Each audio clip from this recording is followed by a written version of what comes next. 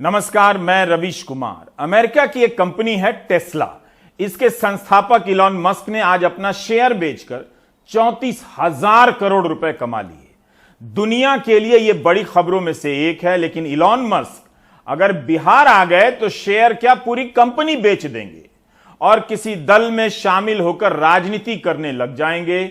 बिजली से चलने वाली कार का धंधा छोड़ देंगे। उन्हें समझ नहीं आएगा कि यहां पॉलिटिक्स में ऐसा क्या है जो पैसे में नहीं है। इलॉन मस्क ही नहीं, आप सभी को समझना पड़ेगा कि ऐसे समय में जब ऐलान हो गया हो कि विपक्ष खत्म हो गया है, तभी सत्ता पक्ष से कोई निकलकर विपक्ष में आ जाता है और ऐलान कर देता है कि अब हम भी आ गए हैं विपक्ष में, विपक्ष को मजबूत करेंगे। नीतीश कुमार ने शपथ ग्रहण के बाद यह बयान दिया है। आगे सब कुछ करेंगे। अब आप सब दलों को एक करेंगे। आपको जानते हैं, पहले आपने एक बार प्रयास किया था, एक बार किया था। हाँ। लेकिन आगे भी जरूर हम चाहेंगे कि सब लोग मिल करके अब पूरा का पूरा मजबूत हो और सब लोग आगे का सब कुछ करें। अब तो आने वाला है ना भाई। देखिए, जिनको 14 में मिला अब 24 है ना, फिर तो इसलिए सब लोग एकजुट हो जाए, पुरजोर तरीके से विपक्ष के लिए काम करेंगे। इसका मतलब यह नहीं कि नीतीश प्रधानमंत्री पद की दावेदारी की बात कर रहे हैं, बल्कि साफ साफ कह रहे हैं कि 2014 वाले 2024 के आगे का अपना हिसाब खुद देख लें। बिहार में लोकसभा की 40 सीटें हैं। 2019 में बीजेपी, जदयू और लोक जनशक्ति पार्टी ने मिलकर चुनाव लड़ा। तब बीजेपी को 17, जदयू को 16 और लोजपा को 6 सीटें आई थी। यानी एनडीए को 39 सीटें मिल गईं। लोजपा बिखर चुकी है, एनडीए अब टूट गया है बिहार में। सर 2024 के प्रधानमंत्री पद के उम्मीदवार होंगे आप? नहीं, हम किसी चीज के उम्मीदवार का हम कोई दावेदारी नहीं। आपके कार्यकर्ता लेकिन इतना तो जरूर कर दीजिए ना कि 14 में जो आए 24 तक के आगे रह पाएंगे कि नहीं रह पाएंगे, वो अपना चैलेंज शुरू हो गया है। नीतीश जिन्हें रोकने की बात कर रहे हैं, प्रधानमंत्री मोदी ने अभी तक कोई बयान नहीं दिया है। शायद मोदी अपने बोलने के लिए समय का इंतजार कर रहे हैं। बिहार में राजनीतिक घमासान का मैदान तो अब जाकर तैयार हुआ है। जांच एजेंसियों के खतरे के नीचे बिहार के नेता हुंकार भरने लगे हैं और चुनौती देने लगे हैं। चिराग पासवान ने नीतीश कुमार को बधाई नहीं दी, मगर तेजस्वी यादव को बधाई दी और कहा कि आपके नए सहयोगी यानी नीतीश कुमार से बिहार को हमेशा निराशा प्राप्त हुई है। चिराग की पार्टी के सांसद लोजपा लेकर एनडीए में चले गए। क्या चिराग की वापसी एनडीए में होगी और उनकी पार्टी वापस मिल जाएगी? बिहार में कुछ भी हो सकता है। जब 288 सीटों वाले महाराष्ट्र में 36 विधायकों के गुट को मुख्यमंत्री का पद मिल सकता है, तो 243 सीटों वाले बिहार में कुछ भी हो सकता है। बिहार के राज्यपाल फागू चौहान ने नीतीश कुमार को मुख्यमंत्री पद की शपथ दिलाई। नीतीश कुमार ने मुख्यमंत्री के तौर पर 8वीं बार शपथ ली है।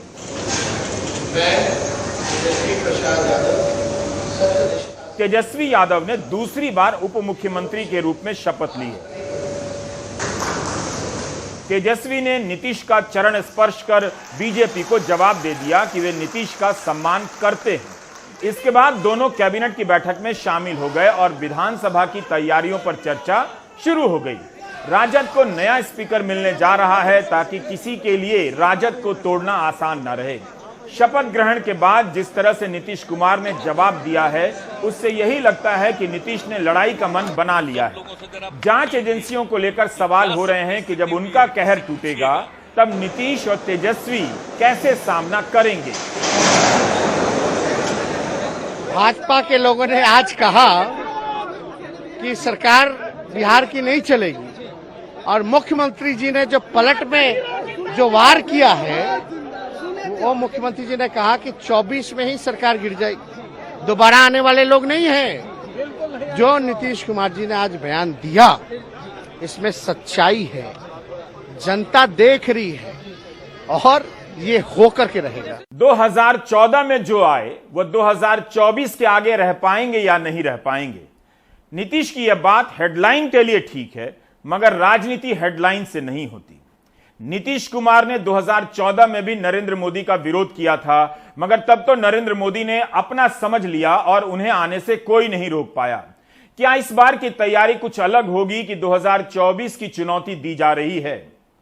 बिहार की राजनीति 2024 के लिए नए सिरे से तैयार करने में जुट गई।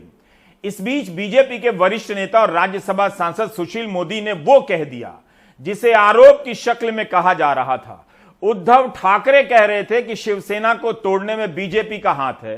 बीजेपी के नेता चंद्रकांत पाटिल कहा करते थे कि शिवसेना के संकट में बीजेपी का कोई रोल नहीं, लेकिन सुशील मोदी ने कह दिया कि शिवसेना को बीजेपी ने ही तोड़ा है। हम लोगों ने उन्हीं लोगों को तोड़ा जिन लोगों ने हम लोगों को धोखा दिया।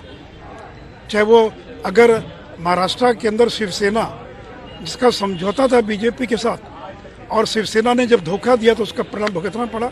हमने 9 अगस्त के प्राइम टाइम में कहा कि क्या बीजेपी ने जदयू को तोड़ने का प्रयास किया। इस सवाल का जवाब मिलेगा तो महाराष्ट्र से लेकर झारखंड तक का जवाब मिल जाएगा, मगर बिहार का जवाब आने से पहले ही सुशील मोदी ने महाराष्ट्र के प्रश्न का उत्तर दे दिया कि बीजेपी ने ही शिवसेना तोड़ी है। बिहार की राजनीति का यही असर है, यहां का झूठ कहीं और के सच में बदल जाता है।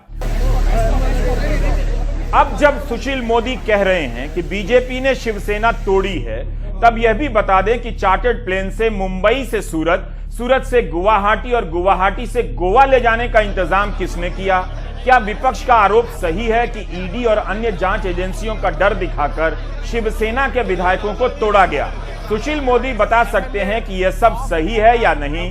मीडिया रिपोर्ट के अनुसार शिंदे के साथ कुछ ऐसे लोग भी गए जिनके बारे में कहा जाता है कि ईडी की उन पर नजर थी। सुशील मोदी के इस बयान को फिर से सुन लीजिए। हम लोगों ने उन्हीं लोगों को तोड़ा जिन लोगों ने हम लोगों को धोखा दिया। चाहे वो अगर महाराष्ट्र के अंदर शिवसेना जिसका समझौता था बीजेपी के साथ और शिवसेना ने जब धोखा दिया तो उसका परिणाम भुगतना पड़ा।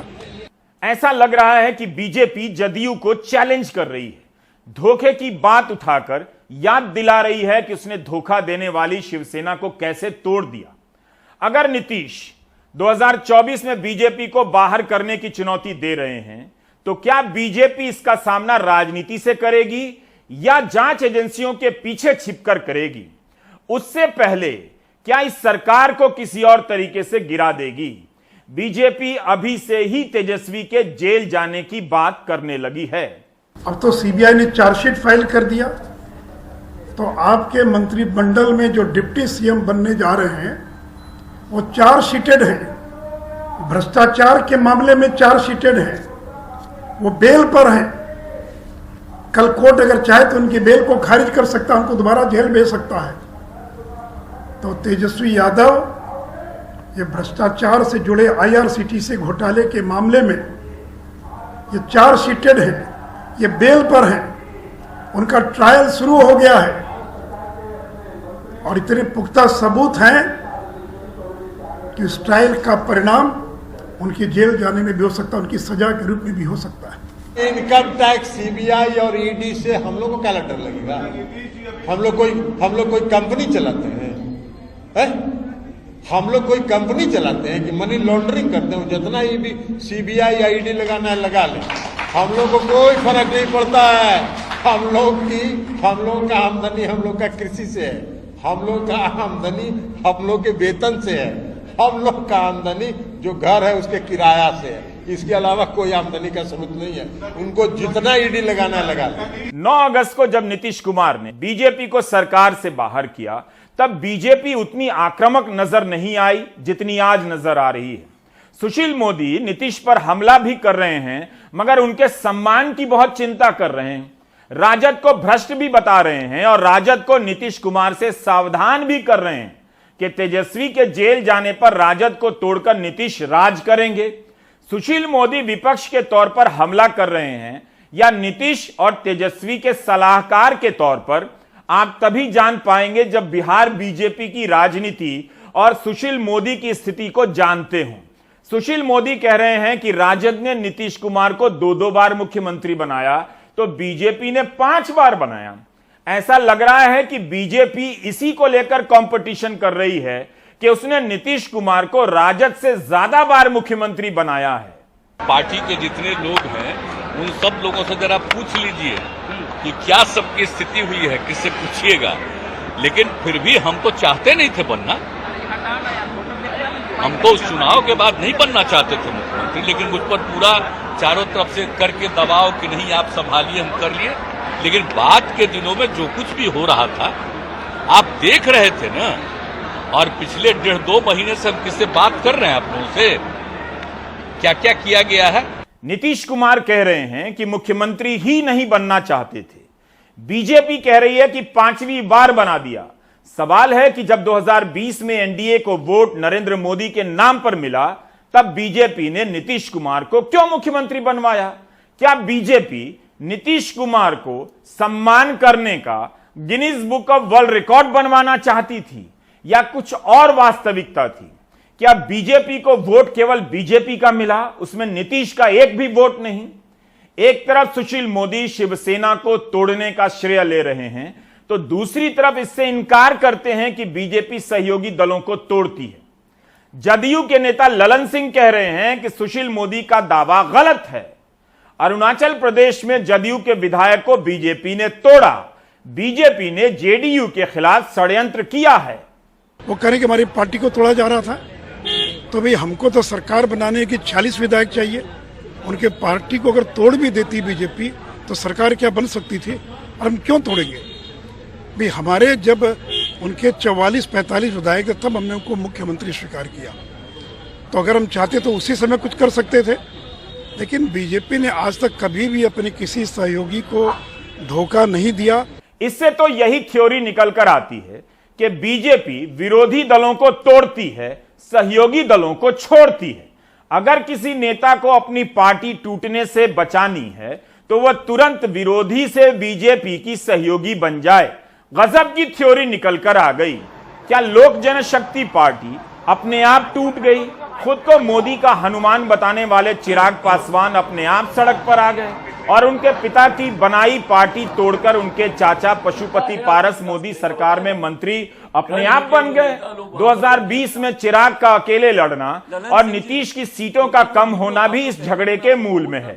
माना जाता है कि नीतीश के दबाव में चिराग एनडीए से बाहर कर दिए गए और अब नीतीश ने बिहार से बीजेपी को बाहर कर दिया। ललन सिंह का बयान बता रहा है कि हिसाब बराबर हुआ है, केवल शिवसेना ही ऐसी निकली जिसे सुशील मोदी को तोड़ना पड़ा। इसे तोड़ने में किस किस ने मदद की, सुशील मोदी शायद अगली प्रेस कॉन्फ्रेंस में बता देंगे। अब मैं बार बार आपको डांस वाला वीडियो दिखा दे रहा हूं। इसका मतलब यह नहीं कि आप दर्शक प्राइम टाइम छोड़कर डिस्को चले जाइए। शिवसेना को तोड़ने का दावा करने वाले सुशील मोदी कहते हैं कि बिहार में सरकार बनाने के लिए बीजेपी को 46 विधायक चाहिए थे। जदयू तोड़कर मकसद पूरा नहीं होगा, बशर्ते सारी पार्टी ना मिल जाए। लेकिन महाराष्ट्र में तो बीजेपी ने शिवसेना के 36 विधायक तोड़ लिए, फिर उनके साथ 9 निर्दलीय विधायक लाए गए, कुल संख्या 45 हो गई। जब आप 45 तोड़ सकते हैं तो 46 भी तोड़ सकते थे। कहीं ऐसा तो नहीं कि तोड़ने से पहले ही नीतीश ने प्लान पकड़ लिया, वरना नीतीश भी आज पटना में बैठे होते और उनके विधायक गोवा में नागिन डांस करते हुए नजर आते। मैं तेरी दुश्मन, दुश्मन तू मेरा, मैं नागिन तू सपेरा गा रहे होते।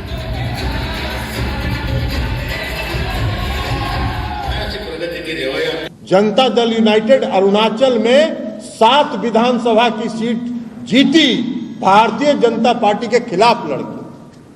आप सत्ता में बन गए, वहां सरकार बना ली आपने, कोई दिक्कत नहीं थी। हमारे विधायकों ने भी लिखित समर्थन दे दिया कि हम राष्ट्रीय जनतांत्रिक गठबंधन में है, जो यहां सरकार बनी है उसका हम समर्थन करते हैं। उसके बाद 6 विधायक को तोड़ेंगे। 2019 के लोकसभा के चुनाव में आपको जरूरत थी, आप देश के प्रधानमंत्री बनने वाले थे, तो इसलिए कोई गड़बड़ नहीं हुई, इसलिए कि आपको वोट चाहिए था। और जैसे ही 2020 का विधानसभा का चुनाव आया, आपने षड्यंत्र किया, साजिश की, और हमारे पार्टी के एक नेता को, जिसको मुख्यमंत्री जी ने खुद से राष्ट्रीय अध्यक्ष पद छोड़ के उस पर विश्वास करके उनको राष्ट्रीय अध्यक्ष बनाया था, उस आदमी को मुख्यमंत्री जी ने कहा कि इनसे बात कर लीजिएगा, और उसको मिला लिए हम लोग के खिलाफ षड्यंत्र में, साजिश में। और साजिश करके कितने कैंडिडेट थे लोजपा के, उसमें जो भारतीय जनता पार्टी के नेता थे, सारे भारतीय जनता पार्टी के नेताओं को उन लोगों ने लोजपा में भेज के टिकट दिलवा के और अपने सभी कार्यकर्ताओं को यह निर्देश देके कि लोजपा के साथ लगे रहो, और चुनाव कराया 42, सब फिर वापिस आ गया और सब चुनाव हार गया, और चुनाव हारने के बाद सब फिर भारतीय जनता पार्टी में वापस आ गया। बिहार में जब नीतीश कुमार ने बीजेपी को अपनी सरकार से बाहर कर दिया, तब गोदी मीडिया ने प्रोपेगेंडा चलाया कि अमित शाह ने किसी से बात नहीं की, सरकार बचाने का कोई प्रयास नहीं किया। अचानक से ऐसा प्रोपेगेंडा कैसे चलने लगता है? क्या यह दिखाने के लिए कि अमित शाह का कोई भी राजनीतिक प्लान फेल नहीं होता है? अब ऐसी खबरें चलाने वाले क्या कहेंगे जब सुशील मोदी शिवसेना के तोड़ने की बात भी कबूल रहे हैं और अमित शाह के फोन की बात भी कबूल रहे हैं? मनीष कुमार ने बिहार के पूर्व उप मुख्यमंत्री तारकिशोर प्रसाद से बात की। मनीष पहले दिन से अड़े रहे कि यह खबर सही है कि अमित शाह ने नीतीश कुमार से बात की थी। अमित शाह जी ने नीतीश कुमार से बात किया था या नहीं? नहीं, निश्चित तौर पर बात की थी, लेकिन मैंने बताया ना, इनकी जो व्यक्तिगत राजनीतिक महत्वाकांक्षा है ये इतना प्रबल हो गया कि ये बिहार का जो जनादेश था, बिहार के अवाम का जो जनादेश था, उसके साथ विश्वासघात करने में इन्हें हिचकिचाहट नहीं हुई। सरकार गिरने के एक दिन पहले हमारे पार्टी के एक बड़े वरिष्ठ नेता ने दिल्ली से फोन किया कि नीतीश जी सब ठीक तो है? बोला सब ठीक है, कोई दिक्कत नहीं है। तो पूछा कि ये ललन सिंह का बयान आ रहा देख रहे हैं टीवी पर, तो कहा कि जैसे आपकी पार्टी में गिरिराज सिंह है वैसे हमारे पार्टी में ललन सिंह है। पूछा कोई शिकायत हो, कोई कठिनाई हो?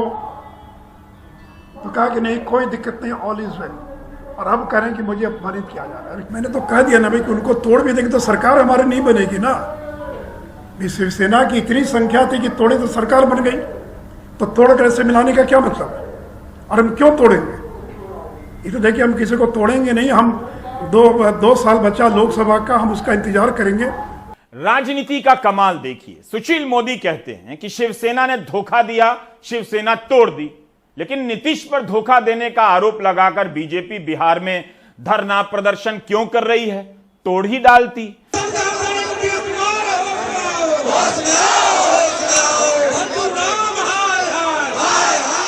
आज पटना में बीजेपी मुख्यालय में नीतीश के साथ 2 दिन पहले तक मंत्री रहे तमाम विधायकों ने धरना दिया, नीतीश के खिलाफ नारे लगाए।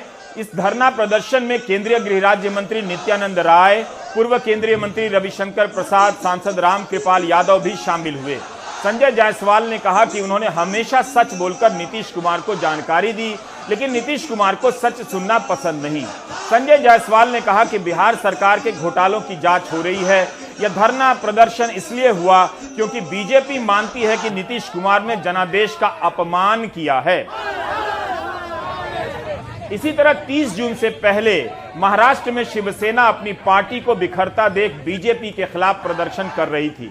बीजेपी ने देखते ही देखते लंबे समय तक सहयोगी रही बाला साहब ठाकरे की पार्टी को ध्वस्त कर दिया।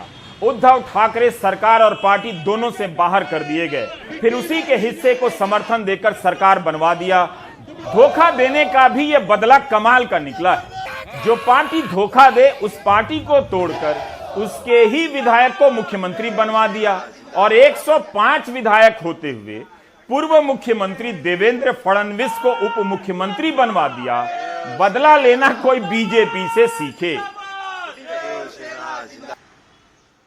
राजनीति में नई नैतिकताओं के निर्माण का मौका मिला था प्रधानमंत्री नरेंद्र मोदी को, लेकिन उन्होंने ये मौका गवा दिया। जब जरूरत नहीं थी तब भी विरोधी दलों की सरकारें तोड़ी गईं, गलत तरीकों का सहारा लिया गया। उत्तराखंड और अरुणाचल प्रदेश में इस तरह से राष्ट्रपति शासन लगाया गया कि अदालत को फैसला पलटना पड़ा और कहना पड़ा कि गलत हुआ है, राष्ट्रपति राजा नहीं है। दुनिया कोरोना से जूझने की तैयारी कर रही थी, लेकिन मध्य प्रदेश में बीजेपी कमलनाथ की कांग्रेस सरकार तोड़ने की ताक में थी। क्या इन जगहों पर जनादेश का अपमान नहीं हुआ? यह मास्टर स्ट्रोक था। सिक्किम में पवन कुमार चामलिंग 25 साल से मुख्यमंत्री थे, उन्हें छोड़कर पूरी पार्टी ही बीजेपी और एसकेएम में मिल गई। क्या यह सब ऑटोमेटिक हो गया? अपने आप स्कूटर पर बैठकर एसडीएफ के 13 में से 10 विधायक बीजेपी में चले आए, जहां चुनाव में बीजेपी को एक सीट नहीं मिली थी। बीजेपी दूसरे दलों को तोड़कर सरकार ही नहीं बनाती है, बल्कि जहां वोट तक नहीं मिलता, जहां सीट नहीं मिलती, वहां विपक्ष बन जाती है। बीजेपी के पास राजनीति की एक अलग किताब है, जिसके अनुसार नीतीश कुमार राजद का साथ छोड़कर बीजेपी के साथ आ जाएं तो वो धोखा नहीं है। नीतीश जब बीजेपी को छोड़कर राजद के पास चले जाएं तो वो धोखा है। सोशल मीडिया में मीम के जरिए मजाक चल रहा है कि नीतीश बीजेपी से अलग हो गए हैं तो ईडी, सीबीआई, आईटी के अधिकारी पटना पहुंच रहे होंगे और छापे का दौर शुरू होने वाला है।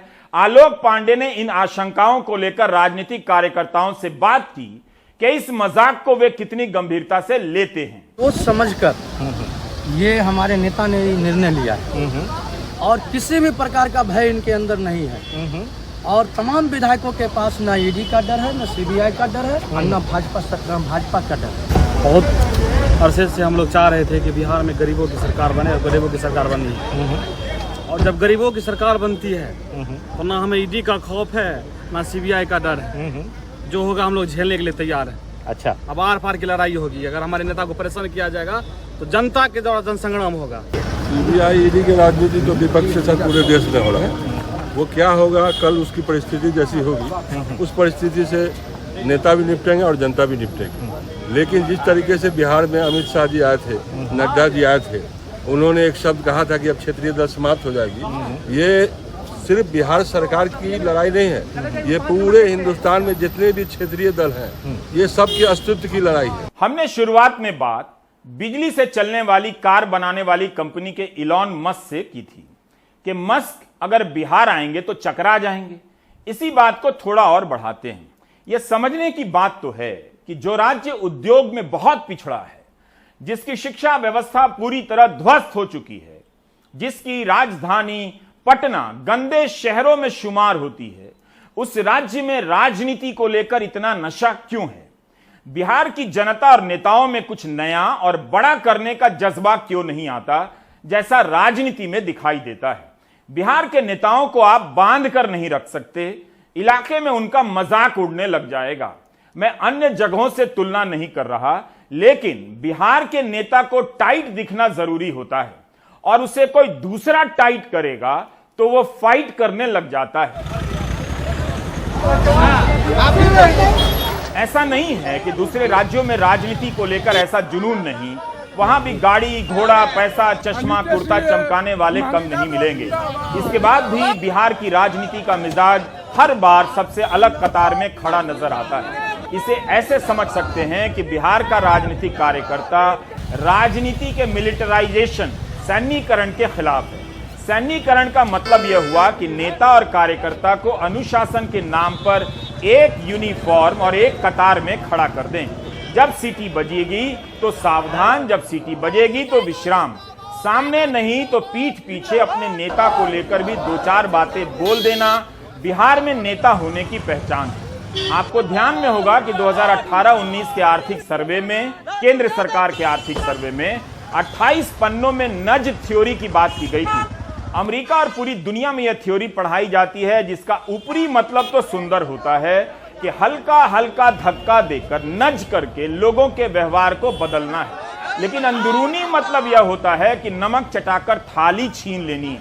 सकारात्मक बदलाव की यह थ्योरी जोर शोर से लागू की जा रही है ताकि सरकारों के हुक्म पर जनता भेड़ चाल में चलने लगे और उन्हें जैसा हाँका जाए, जिस तरफ हाँक दिया जाए उस तरफ मुड़ जाए। बिहार की राजनीति में ये नज थ्योरी नहीं चल पाती। आप किसी भी नेता को ज्यादा धक्का देंगे तो आपको धक्का दे देगा। ये आदत बीजेपी से लेकर हर दल के कार्यकर्ता और नेताओं में देखी जा सकती है। एक दल, एक नेता, एक बात, एक ही बात, बार बार एक आदेश की राजनीति का फॉर्मूला सफल भी रहा है, लेकिन बिहार में बार बार बीजेपी का यह फॉर्मूला क्यों फेल हो जाता है? यहाँ के लोग जब देखते हैं कि सामने वाला नेता और कार्यकर्ता अपने बड़े नेता की फोटोकॉपी बनकर घूम रहा है तो उससे चिढ़ जाते हैं, चट जाते हैं, मजबूर कर देते हैं कि वो बैठक छोड़कर चला जाए या झगड़ा कर ले। के फूंक कर अपने आशियाने को फूंक कर अपने आशियाने को बख्श दी रोशनी जमाने को। और भाजपा वाले पर कि एक दिन बेवकूफ बनाने के लिए अप्रैल फूल, एक दिन बेवकूफ बनाने के लिए अप्रैल फूल और 365 दिन बेवकूफ बनाने के लिए कमल का फूल। बहुत बहुत अच्छा है, दोनों विकास पुरुष नीतीश जी और तेजस्वी जी मिलकर सरकार अच्छा से चलाएंगे, लोगों की बातें सुनेंगे, गरीबी दूर होगा, सबको ध्यान देंगे, रोजगार मिलेगा युवाओं को, ये वचन दिए हैं तेजस्वी जी। जब आ गए हैं तो रोजगार मिलेगा। यह केवल राजनीति में नहीं हो रहा है, आपके चारों तरफ हर दिन हो रहा है। आप देखिए कि बात बात में देशभक्ति के नाम पर लोगों के व्यवहार को कैसे नियंत्रित किया जा रहा है, उसे टेस्ट किया जा रहा है। कभी गंगा की सफाई को देशभक्ति से जोड़कर शपथ दिलाई जाती है, फिर खुद ही भूल जाते हैं। तो कभी तिरंगा फहराने के नाम पर देशभक्ति का इम्तिहान लिया जाने लगता है। हरियाणा में ऐसा ही विवाद हो गया है। एक राशन की दुकान पर गरीबों से कहा गया कि पहले झंडा खरीदिए, फिर आपको राशन मिलेगा। सरकार का हर घर तिरंगा अभियान विवादों में उलझ गया है। हरियाणा के करनाल में सरकारी राशन दुकान चलाने वाले ने वहां के राशन कार्ड धारकों को फरमान सुना दिया कि अगर सरकार से मिलने वाला मुफ्त राशन चाहिए तो 20 रुपए का झंडा लेना ही होगा। साहब जो ऊपर बैठे हमारे, क्या कहा उन्होंने कहा जी ये झंडा जरूरी है, जो राशन ले रहे हैं उनके लिए झंडा जरूरी है, 20 रुपए का झंडा। जो नहीं लेगा उसको नहीं मिलेगा राशन। हाँ, उनको कह दो कि आपको राशन नहीं मिला, झंडा ले लो। सरकार का ऊपर से ऑर्डर है, तुम्हारे को तो पैसे जमा करवाने पड़ गए हमको। उन्होंने कहा अभी मगर जो 20 रुपए का झंडा नहीं लेगा तो उसको कैसे करें, उनको राशन नहीं दो। करनाल में कई गरीब परिवारों के तरह विधवा संतरों को भी मुफ्त राशन लेने के लिए जबरदस्ती 20 रुपए देकर झंडा खरीदना पड़ा। मैं राशन लेने गई थी जी, राशन तो दे देता हूँ, नहीं बोले भाई उसका झंडा लिया मिलेगा। मैं पीछे नहीं जी मेरे पास, फिर राशन पहला पैसे लिया फिर मिलेगा राशन। आधार कार्ड दरवा रहे थे मैं राशन कार्ड, फिर मैंने दूसरी से लिया 20 रुपये, फिर दिया झंडा। हरियाणा के करनाल जिले के हेमदा गांव की हम बात कर रहे हैं, जहां पर कल परसों ये घटना हुई कि गांव की कुछ महिलाएं जब पीडीएस डिपो पे या वहां दुकान पे जाती हैं राशन लेने के लिए, तो जो डिपो होल्डर हैं वो कहते हैं कि अगर आप झंडा नहीं खरीदेंगे तब तक आपको राशन नहीं मिलेगा। हरियाणा सरकार ने इस घटना का संज्ञान भी लिया और उस डिपो होल्डर का लाइसेंस कैंसिल कर दिया। यही हाल हरियाणा के फरीदाबाद में भी है। यहाँ रहने वाली बबीता के 4 बच्चे हैं और पति मजदूरी करता है। बबीता का कहना है कि वो आज जब राशन लेने गईं तो राशन डिपो वाले ने कहा कि राशन लेना है तो 20 रुपए का झंडा खरीदना होगा। मजबूरी में बबीता को झंडा खरीदना पड़ा। राशन दुकान वाले ने क्या बोला? राशन वाला ये बोला कि आप झंडा नहीं लोगे तो गेहूं नहीं मिलेगा आपको। तो मैंने कहा दे दो भैया, मैं 50 किलो गेहूं मारा जाएगा हमारा, तब लेना पड़ा हमें यहाँ पे। अच्छा, अब ऐसे तो हमारी मांग तो यही है कि सरकार की तरफ से ऐसी मिलना चाहिए कि सरकार भी चाहती है कि हमारे हिंदुस्तान में झंडा लहरे घर घर, पर हमारी मजबूरी है कि गेहूं के चक्कर में हमें लेना पड़ा। नहीं हम बाहर से कहीं भी 10-5 रुपए का लेके लगा देते। जब हमने राशन डिपो मालिक से पूछा तो उसने जबरदस्ती की बात से इनकार किया। तो 20 रुपए का तय सरकार ने आपको 20 रुपए का झंडा दिया है? हाँ जी, हाँ जी, 20 रुपए का झंडा दिया है। तो क्या ये भी कह रहे हैं कि अगर झंडा नहीं लेंगे तो राशन नहीं देंगे? ये भी नहीं जी, ये तो नहीं बोलो। ये नहीं बोला? नहीं जी। अच्छा, ये बोल रहा है जिसका मन हो ले। हाँ जी, जो है जो ले जाए, अपनी मर्जी से जो लेता ले ले। इस मामले पर बीजेपी सांसद वरुण गांधी ने भी ट्वीट किया। वरुण ने कहा कि आजादी की 75वीं वर्षगांठ का उत्सव गरीबों पर ही बोझ बन जाए तो दुर्भाग्यपूर्ण होगा। राशन कार्ड धारकों को तिरंगा खरीदने पर मजबूर किया जा रहा है या उसके बदले उनके हिस्से का राशन काटा जा रहा है। हर भारतीय के हृदय में बसने वाले तिरंगे की कीमत गरीब का निवाला छीनकर वसूलना शर्मनाक है। हम सब हर साल 15 अगस्त खुशी से मनाते हैं, गलियों में झंडे फहराते हैं, चाहे बच्चे हों, बुजुर्ग हों, रिक्शों में, गरीब अपनी ठेलों में लगाते हैं झंडे। लेकिन अगर अच्छी बात होती कि ये झंडे मुफ्त में गरीबों को उपलब्ध कराए जाते हैं। सहयोगी सुशील राठी के साथ फरीदाबाद से सौरभ शुक्ला, एनडीटीवी इंडिया। इस देश में अनगिनत जगहों पर लोग तिरंगा फहराते हैं, प्यार से फहराते हैं, लेकिन किसी को पहले झंडा खरीदो तब मुफ्त अनाज मिलेगा इसकी कोई जरूरत नहीं थी। भीमा कोरेगांव केस से संबंधित मामले में सुप्रीम कोर्ट ने आज वरवरा राव को स्थायी तौर पर मेडिकल बेल दे दी है। कोर्ट ने कहा वरवरा राव 82 साल के हैं और 2.5 साल तक हिरासत में रहे। स्टैन स्वामी की भी हालत बहुत खराब हो गई थी, उन्हें जमानत नहीं मिली और जेल में ही मर गए। ये पक्ष वरवरा राव के वकील आनंद ग्रोवर ने रखा। एनआईए 82 साल के वरवरा राव की जमानत का विरोध कर रही थी और आप उम्मीद है कि ये सब देख रहे हैं। बाकी ब्रेक ले लीजिए।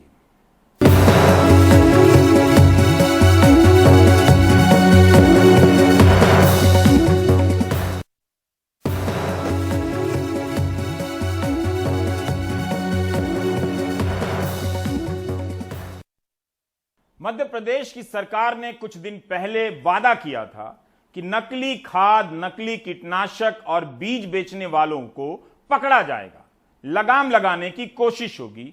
अखबारों में हेडलाइन भी छप गई, मगर हकीकत कुछ और है। अनुराग द्वारी की यह रिपोर्ट देखिए। अभी तक जो कीटनाशक दवाइयों के सैंपल लेते थे, वो दुकान से सैंपल उठाते थे, वहां पंचनामा बनता था और फिर हमारे विभाग का ही कर्मचारी या अन्य साधनों से, कोरियर से हम लैब में भेजते थे और उससे वो कई बार व्यापारी मैनेज कर लेता था, लेकिन अब कोई मैनेज नहीं कर पाएगा। यहाँ से कोड नंबर डल के विभिन्न लेबों में जाएगा, या फर्म वाले को या दुकान वाले को पता लगेगा ये कहाँ गया, इस लेब में गया हमारा। और जो प्रधानमंत्री नरेंद्र मोदी जी का संकल्प है, भारतीय जनता पार्टी का संकल्प सुशासन, उसकी ओर एक बड़ा कदम है।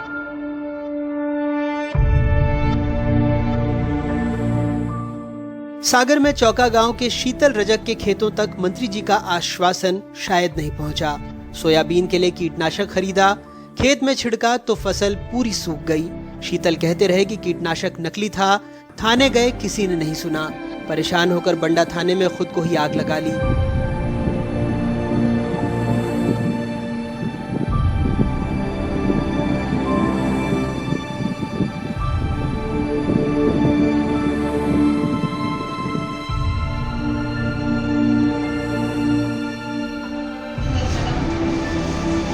पच्चीस % से ज्यादा झुलस गए हैं, अस्पताल में भर्ती हैं। उन्होंने कछु को कार्रवाई करी नहीं है।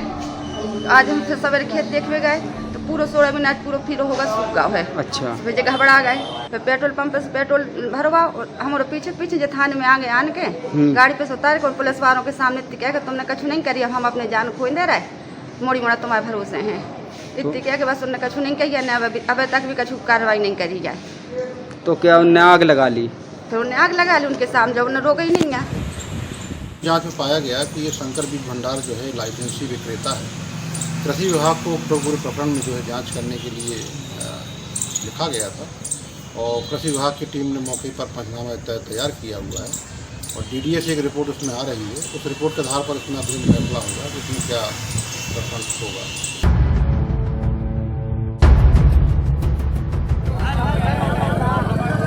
ये मुख्यमंत्री शिवराज सिंह चौहान के इलाके सीहोर के किसान हैं। मंडी में ही लहसुन जला रहे हैं।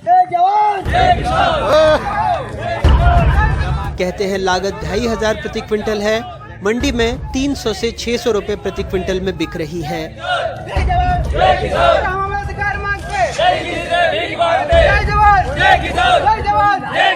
किसान पुत्र विधायक एक भी नहीं मध्य प्रदेश में, किसान पुत्र सांसद एक भी मध्य प्रदेश में नहीं है जो किसान की बात नहीं करते हैं। जब चुनाव की बात आती है तो सब एक हो जाते हैं। हमारी ये मांग है माननीय प्रधानमंत्री जी, देश के प्रधानमंत्री जी से कि आप निर्यात चालू किया जाए और लहसुन प्याज का भाव हमें सही तरीके से मिला जाए। प्याज का भाव कम से कम 3000 रुपए क्विंटल हो और लहसुन का भाव कम से कम 5000 रुपए क्विंटल हो।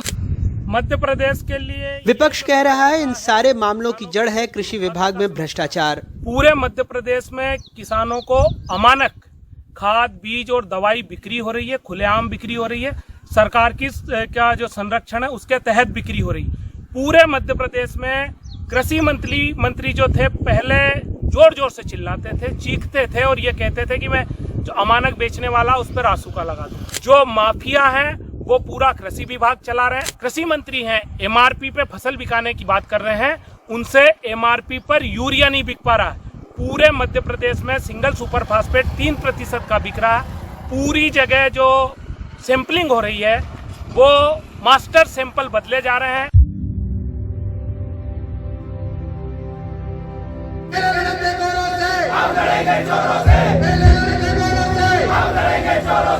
अकेले सीहोर नहीं, अच्छी उपज होने के बावजूद राज्य के किसानों की परेशानियां खत्म नहीं हो रही हैं।